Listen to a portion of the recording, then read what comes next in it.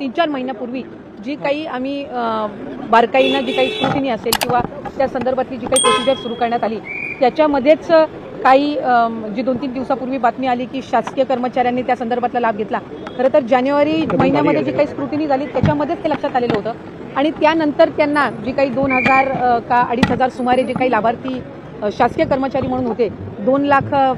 कर्मचाऱ्यांचा डेटा आम्हाला प्राप्त झालेला होता। त्याच्यापैकी हे 2,500 होते आणि त्यांना त्याच वेळेपासून लाभ जो आहे तो देण्याचा बंद करण्यात आलेला आहे। त्याच्यामुळे अशा पद्धतीनं एखादी जर स्कीम असेल तर त्याच्यामध्ये स्क्रुटिनी आणि त्याचबरोबर त्याच्यामध्ये जे काही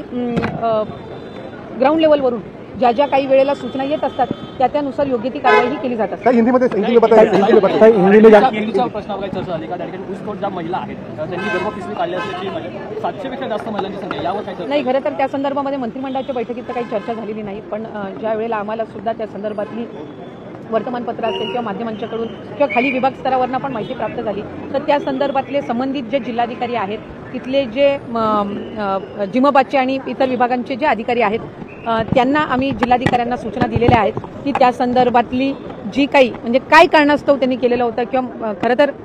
मायग्रेशन असेल ऊसतोड कामगारांचं हे दरवर्षीच असतं, म्हणजे त्याच्यामध्ये असं काही विशेष नसतं, पण या वेळेला अशा पद्धतीचा जो काही रिपोर्ट समोर आलेला आहे त्या संदर्भामध्ये काही विशेष काही कारणं आहेत का किंवा काय त्याच्यावर आपल्याला पुढच्या कालावधीमध्ये उपाययोजना करता येईल या संदर्भामध्ये सुद्धा योग्य ती पावलं ही त्या ठिकाणी आम्ही उचलणार आहोत। नाही, लवकरच लाडक्या बहिणीचा मे महिन्याचा हप्ता हा लाडक्या बहिणींच्या थेट खात्यामध्ये वितरित केला जाईल। मला आपल्या माध्यमातून सुद्धा सर्व लाडक्या बहिणींना त्या ठिकाणी आश्वासित करायचं आहे की जसं एप्रिल महिन्याचा हप्ता हा त्यांच्या खात्यामध्ये जमा झालेला होता तसा मे महिन्याचा जो हप्ता आहे तो सुद्धा लवकरच त्यांच्या खात्यामध्ये जमा होणार आहे।